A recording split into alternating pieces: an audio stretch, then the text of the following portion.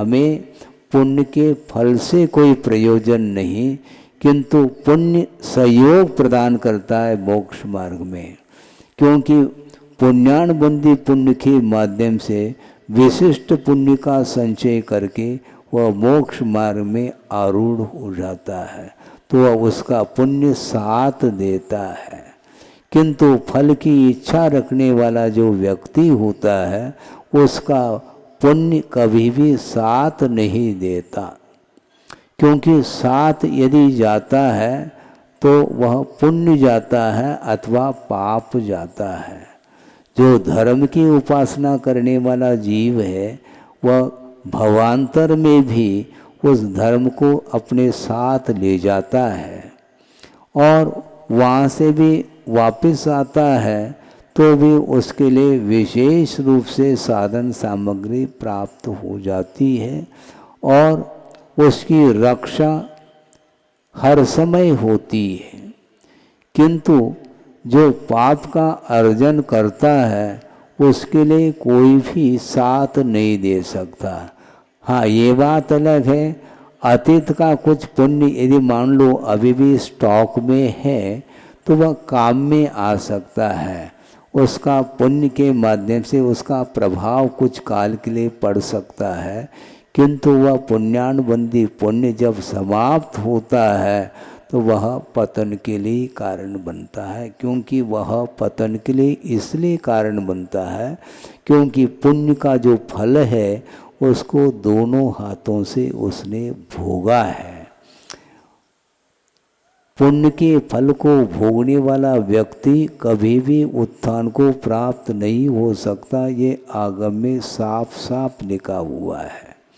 इसलिए हमें पुण्य से नहीं बचना किंतु पुण्य के फल से बचने का निरंतर पुरुषार्थ करना चाहिए। क्योंकि निदान के माध्यम से ही वह ऊपर पहुंच जाता है, कुछ पदों को प्राप्त कर लेता है, किंतु वहाँ से राग पूर्वक सागरोपम आयु तक पुण्य के फल को भोग करके वह एक इंद्रिय आदिक पद को भी पर्याय को भी प्राप्त कर सकता है, इसमें कोई शक नहीं है। तो इसलिए आकर्षण भोग्य सामग्री आकर्षक होती है, उससे आकर्षित होता चला जाता है संसारी प्राणी और वह जाल में फंस जाता है। विडंबना है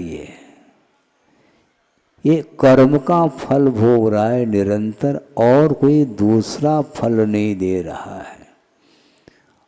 आचार्य ये कहना चाहते हैं कि निजार्जितम कर्म विहाय देहिनो न कोपि कस्यापि ददाति किंचन।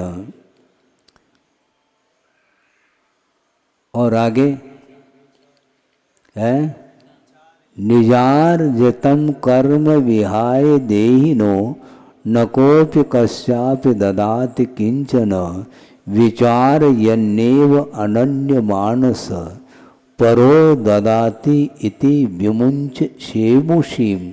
शेमुषी बोलते हैं बुद्धि को। इस प्रकार की बुद्धि को छोड़ो।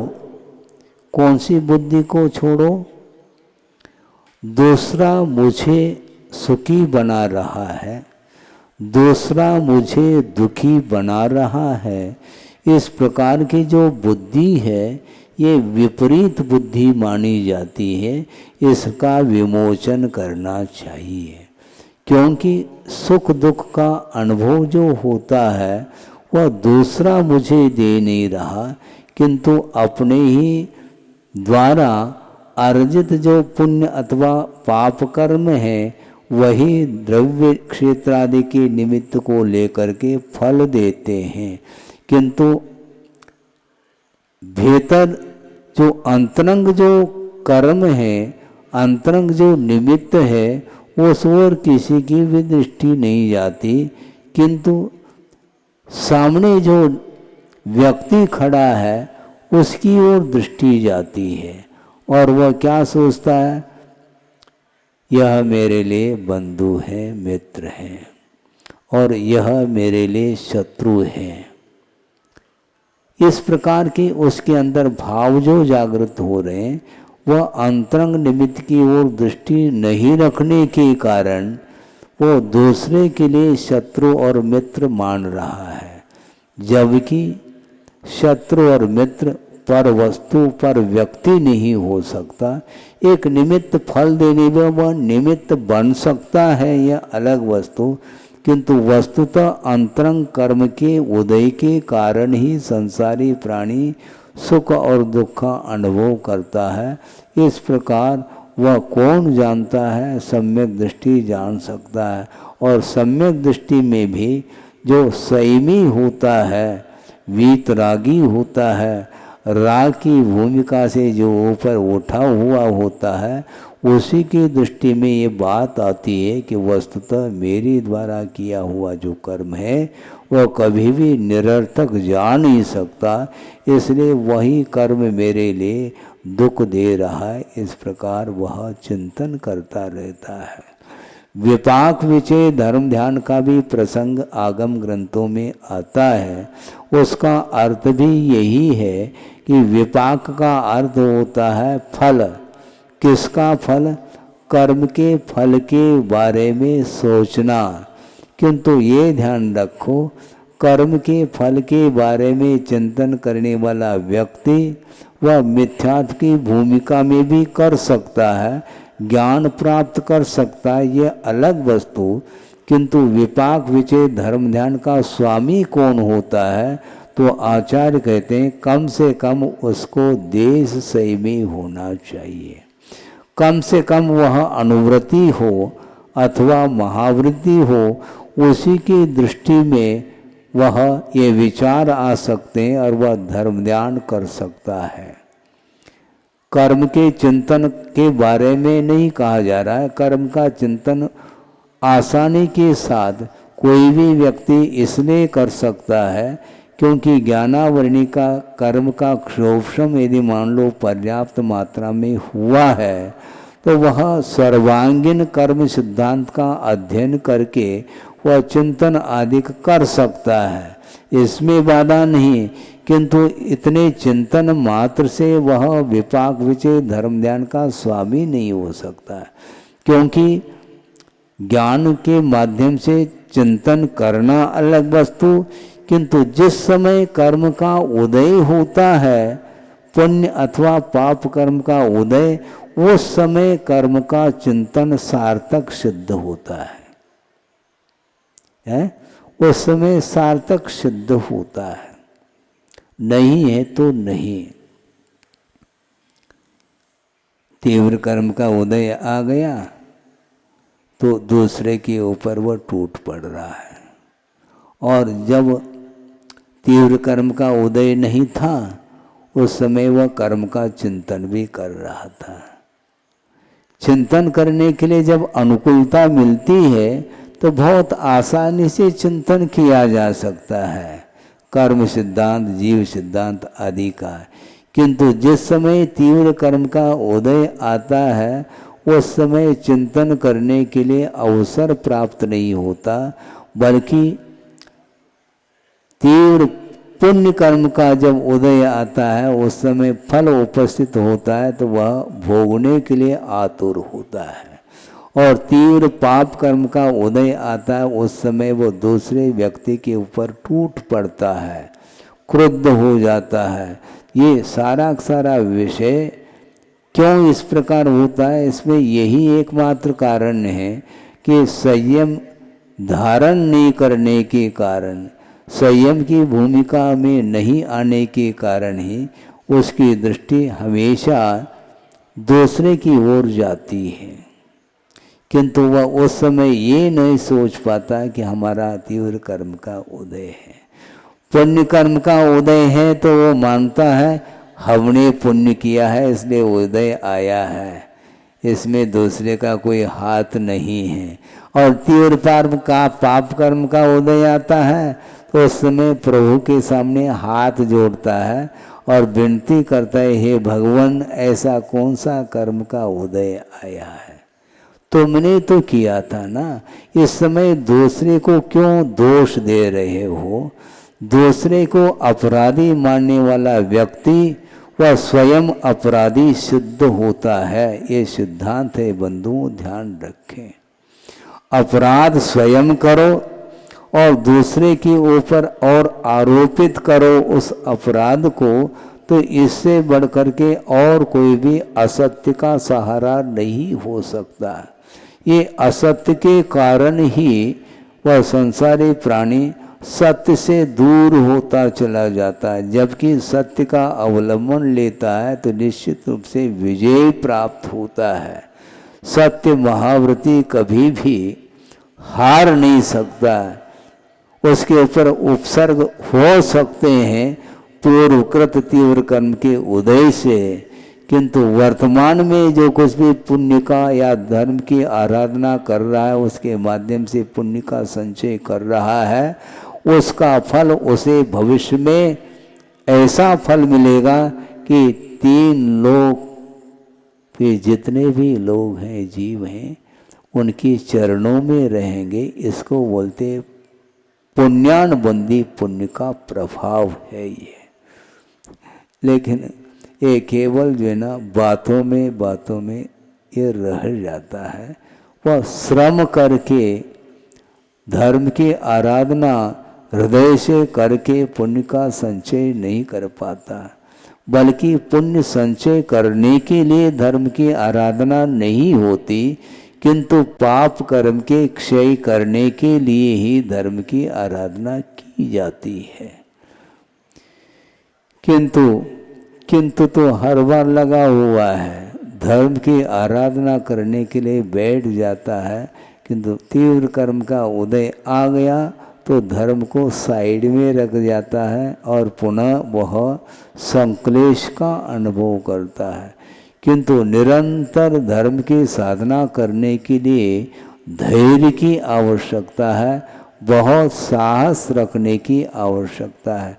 जो सहिष्णुता जिसके अंदर है वही व्यक्ति तटस्थ रह जाता है, धर्म को वह भूलता नहीं है। सम्यक दृष्टि हमेशा यही सोचता है कि धर्म करते हुए भी जो संकट आ रहा है उसमें पूर्वकृत पाप कर्म का उदय एकमात्र कारण है, किंतु वर्तमान में जो धर्म का अवलंबन लिया है, धर्म की उपासना की जा रही है, इसका फल भविष्य में मिलेगा, निश्चित मिलेगा। नहीं चाहते हुए भी धर्म का फल मिलता है, किंतु हृदय से धर्म की आराधना इसने अभी तक नहीं की है, जबकि करना चाहिए। भक्त भक्ति करता है, किंतु उसका प्रतिफल भिन्न भिन्न रूप से मिलता है। इसमें अपने ही परिणाम कारण सिद्ध होते हैं।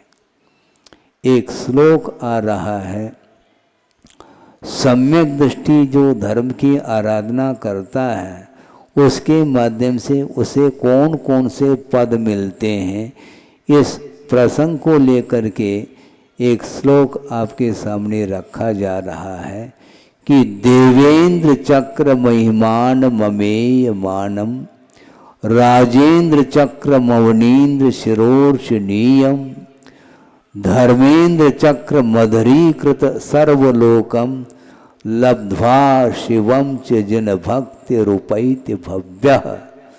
जन भक्ति भव्य उपैति शिवम। जिनेन्द्र भगवान की भक्ति करने वाला जो भव्य जीव है वह शिवम उपैति मोक्ष को प्राप्त करता है। किंतु मोक्ष को प्राप्त करने के पूर्व में और कौन कौन से पद को प्राप्त करता है, तो उल्लेख किया है देवेंद्रम,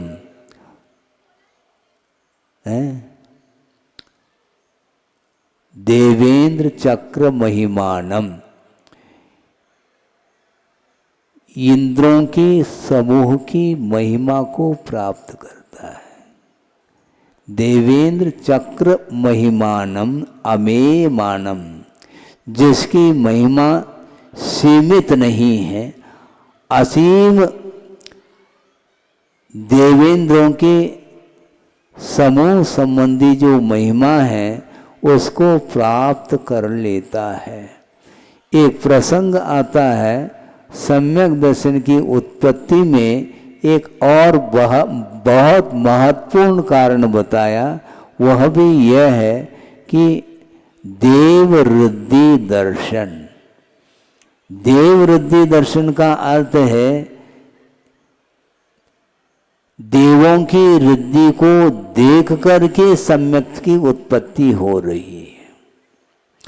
क्योंकि देव पर्याय को प्राप्त होने के उपरांत भी क्वालिटी भेद है।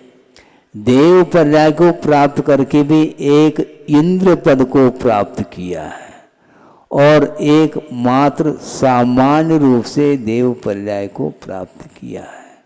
तो सामान्य रूप से जो देव पर्याय को प्राप्त जिसने किया है उसकी दृष्टि इंद्र के वैभव की ओर जाती है, उस इंद्र की रिद्धियों की ओर उसकी दृष्टि जाती है और वह ये सोचता है कि इस प्रकार का वैभव इसको क्यों मिला है। जाति स्मरण आदि के माध्यम से उसे ज्ञात हो जाता है, अरे इसने तो अतीत जीवन में जो तप किया है, उत्तम तप किया है, उसके माध्यम से निर्दोष रत्नत्रय की आराधना के फलस्वरूप इस महान इंद्र पद को प्राप्त किया है। और इंद्र के अंडर में रहने वाले असंख्य देव होते हैं, वो उनके लिए वह इंद्र ही आज्ञा देता है। इंद्र के पास आज्ञा भी है और ऐश्वर्य के स्वामी भी है। ऐश्वर्य और आज्ञा ये दोनों उनके पास रहते हैं और उनके अंडर में सामान्य अन्यान्य देव भी नतमस्तक होते हैं।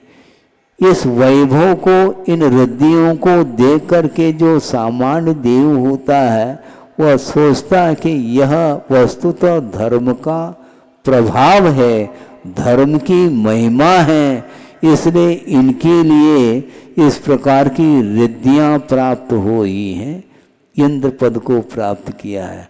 तो उनकी रिद्धियों को देख करके उसे सम्यक की उत्पत्ति होती है। क्योंकि इस प्रकार के महान पद के जो धारी होता है वह ऐसा थोड़ी जैसे किसी को वह पद मिल जाए, संभव नहीं। जिन्होंने उत्तम त्याग किया था, उत्तम तप किया था, तप किसको बोलते हैं? इच्छा के निरोध का नाम तप है। और किसी भी प्रकार से लोकेशना आदि ख्याति लाभ पूजा आदि से दूर रह करके जो इच्छा को रोकने का पुरुषार्थ करता है उसका सम्यक तप माना जाता है।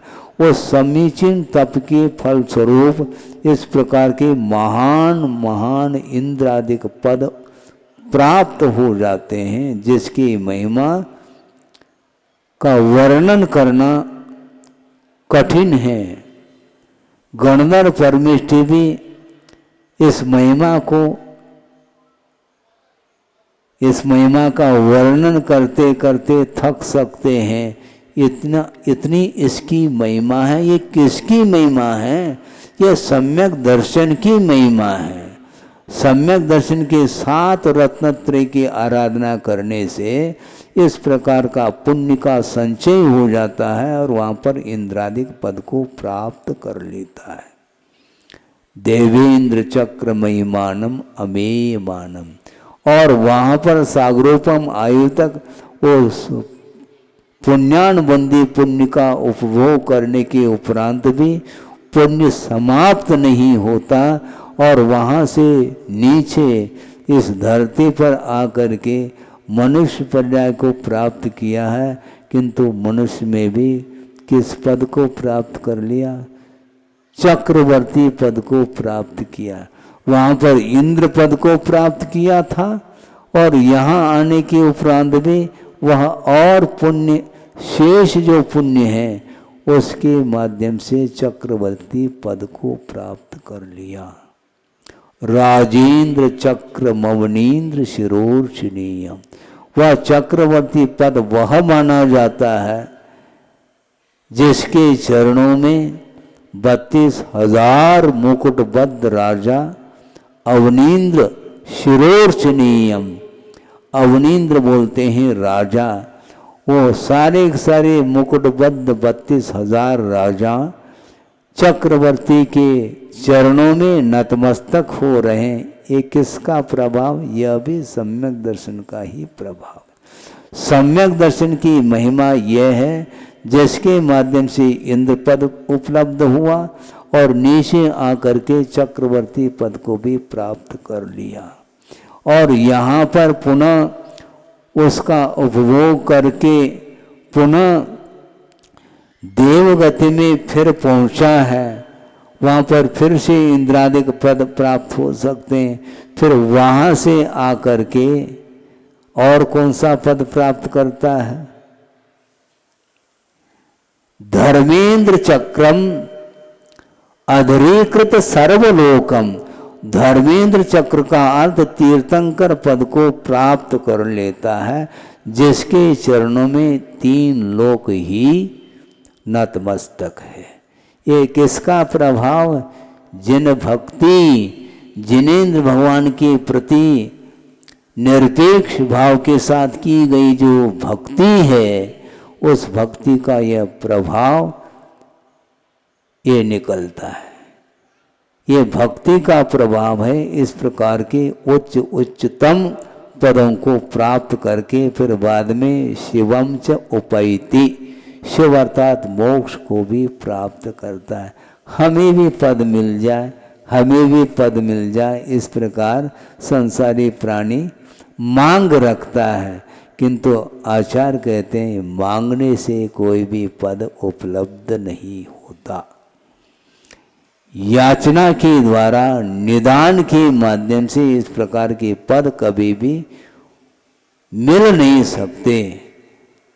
इच्छा के माध्यम से मिल जाए तो हर व्यक्ति इन पदों को प्राप्त कर ले, किंतु संभव नहीं है। इसलिए मांगना छोड़ो, क्योंकि मांगने वाला व्यक्ति भिखारी मांगता है। भिखारी जो होता है वही मांगता है, तो मांगने का भाव क्यों रखते हो? जो मांगने वाला है वह भिखारी है, ये ध्यान रखो। होता है क्या नहीं? जो मांगता है वह भिखारी नहीं माना जाता है। तो महाराज श्रमण लोग भी आहार के लिए आते हैं ना श्रावक के आंगन में, ये ध्यान रखो, वो मांगते नहीं। हाँ, वो मांगते नहीं, कभी भी दीनहीन वृत्ति के साथ आपके आंगन में नहीं आते और दयनीयता के साथ मुझे दे दो, इस प्रकार कभी भी उनके मुख से शब्द नहीं निकलते। बल्कि यह शर्त है, श्रमण आपके आंगन में आहार लेने के लिए आया है, किंतु विधिवत यदि आहार मिल जाता है तो हम लेंगे, अन्यथा वापस आएंगे। हाँ। अच्छा व्यक्ति खड़ा है, सेठ जैसा लग रहा है, इसके यहाँ तो माल मिलेगा, तो इन प्रकार से वह आहार लेने का भाव नहीं रखता। नवधा भक्ति पूर्वक यदि वह आदर पूर्वक, भक्ति पूर्वक, बहुमान के साथ यदि वह आहार देता है तो वह लेगा। एक भी भक्ति में कमी देखने को आ गई तो वापस हो जाएगा वो। एक बार की बात है, श्रावकों ने पड़गा करके चौके में ले गए एक महाराज को और ले जा करके बिठाया है, उच्चासन पर विराजिए ऐसा बोल दिया, तो बैठ गए। बैठने के उपरांत तुरंत उसने क्या किया? पूजन करने के लिए थाली ले आए और पूजन प्रारंभ कर दिया। और पूजन संपन्न होने के उपरांत शुद्धि बोलना प्रारंभ कर दिया और अंजलि छोड़िए महाराज ऐसा बोल रहा है, किंतु महाराज अंजलि छोड़ नहीं पा रहे हैं। क्यों, क्या बात है? शुद्धि बोलना भूल गए क्या? हो सकता है 2-4 लोगों ने शुद्धि बोलनी होगी और बहुत सारे मेंबर हैं, वो उनको भी बुला लेता, शुद्धि बोलो। सारे चौके के मेंबर उन सब ने शुद्धि बोली, 1 बार नहीं, 2 बार नहीं, 3 बार शुद्धि बोली। इसके उपरांत भी अंजलि छोड़ नहीं पा रहे हैं। क्यों, आपको याद आ रहा है?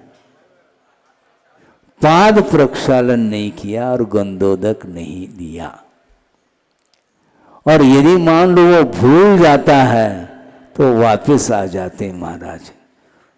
महाराज एक बार क्षमा तो कर लेनी चाहिए। ऐसी क्षमा थोड़ी करेंगे हम।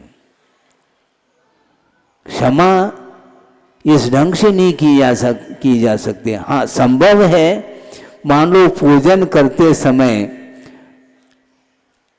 पूजन पहले करके बाद में तत्काल यदि मान लो वह पाद प्रक्षालन कर लेता है तो हम क्षम्य है वो, क्योंकि क्रम में अंतर आया है, किंतु किया तो है उसने। किंतु जिसने पाद प्रक्षालन करना बिल्कुल भूल गया मान लो, तो नहीं रहेंगे महाराज, लौटेंगे। लौटना है, लौटना तो नहीं चाहिए महाराज, क्योंकि लौटेंगे। इसी को बोलते हैं संग वृत्ति, दीनहीनता नहीं, आगम के अनुरूप यदि वह आहार देता है तो हम लेंगे, अन्यथा नहीं, क्योंकि याचना नहीं है। हम मांगेंगे नहीं, बिना मांगे यदि वह आहार दे रहा है तो आगम के अनुरूप है तो हम लेंगे, इसमें कोई बाधा थोड़ी है। इन प्रकार से हम आहार की चर्या को संपन्न नहीं कर सकते, नहीं करना चाहिए। तो इसको बोलते हैं निरीह वृत्ति, निष्प्रेता इसी को बोलते हैं। शरीर के प्रति कोई स्पृहा नहीं है, ममत्व भाव नहीं, नहीं मिलने के उपरांत भी वह श्रमण ऐसा महसूस करता है कि अलाभ में भी लाभ के समान महसूस करता है। ऐसा नहीं कि मुंह लटका के आ जाए। मान लो शुरुआत में ही पहली ग्रास में ही अंतराय आ गया, तब भी वह प्रसन्न मुद्रा में बैठ करके शुद्धि करके कायसर्ग सिद्ध भक्ति पूर्वक वह करके आ जाता है। वहाँ पर दाता के ऊपर बरसता नहीं वो, ये ध्यान रखो।